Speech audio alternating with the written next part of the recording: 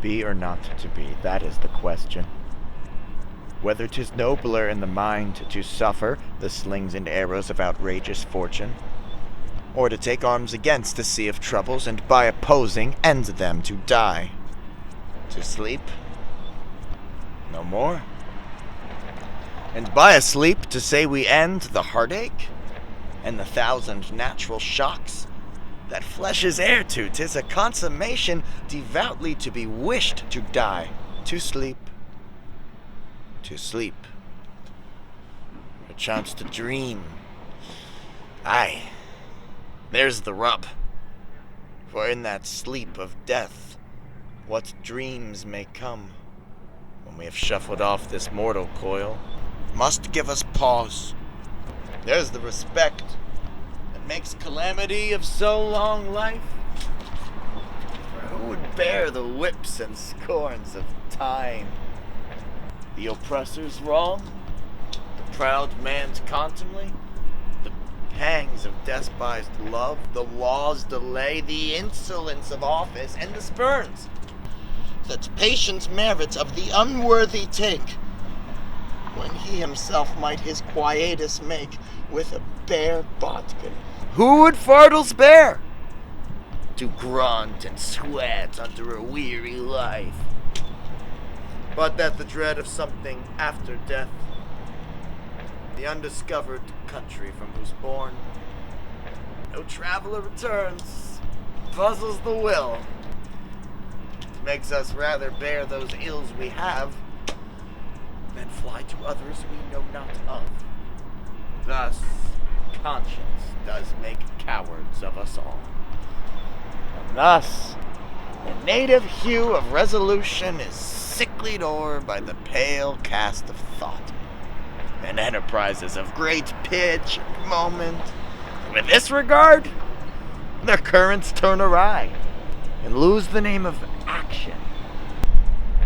Softer now, the fair Ophelia, nymph in thy orisons, be all my sins remembered. Good my lord, how does your honor for this many a day? I humbly thank you well. Well. My lord, I have remembrances of yours that I have longed to redeliver. I pray you now, receive them. No, not I. I never gave you aught. My noble lord, you know right well you did. With them words of so sweet breath composed as made the things more rich, their perfume lost. Take these again, for to the noble mind, rich gifts wax poor when givers prove unkind. There, my lord.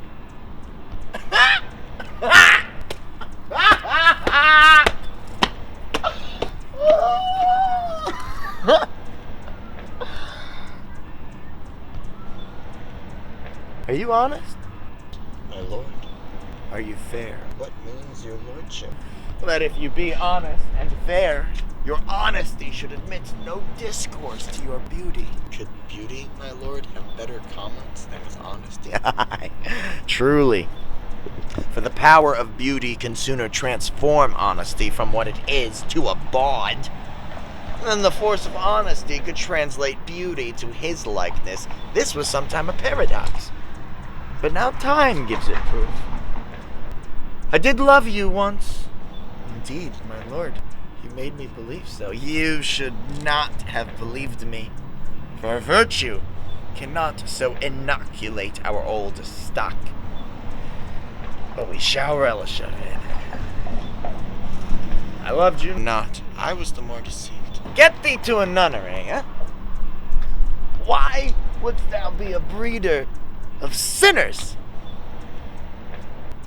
I myself am indifferent, honest. And yet I could accuse me of such things that it were better my mother had not borne me. I am very proud, revengeful, ambitious, with more offenses at my beck than I have thoughts to put them in, imagination to give them shape, or time to act them in. What should such fellows as I do, crawling between earth and heaven? We are errant knaves. All believe none of us. Go thy ways to a nunnery.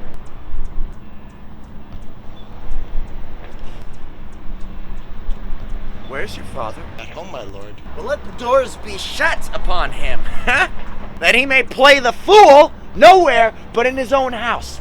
Farewell. If thou dost marry, I give thee this plague for thy dowry. Be thou as chaste as ice, as pure as snow. Thou shalt not escape calumny. Get thee to a nunnery. Or if thou wilt needs marry, marry a fool.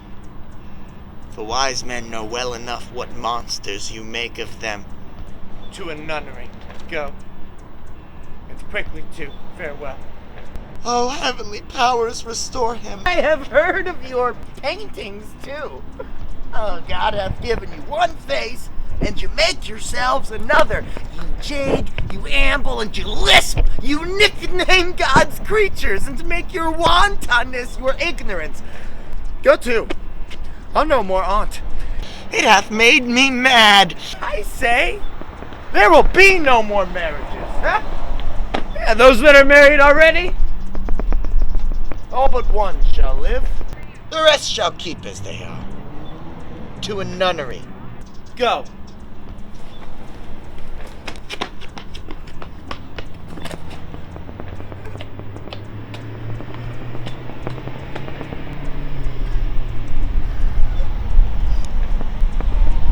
Noble mind is here o'erthrown.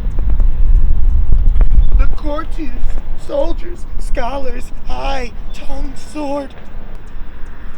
The expectancy and rose of the fair state, the glass of fashion and the mold of form, the observe of all observers quite down. And I, of ladies most deject and wretched, that sucked the honey of his music vows, now see that noble and most sovereign reason, like sweet bells jangled out of tune and harsh, that unmatched form and feature of blown youth blasted with ecstasy. Oh, woe's me, to have seen what I have seen, see what I see.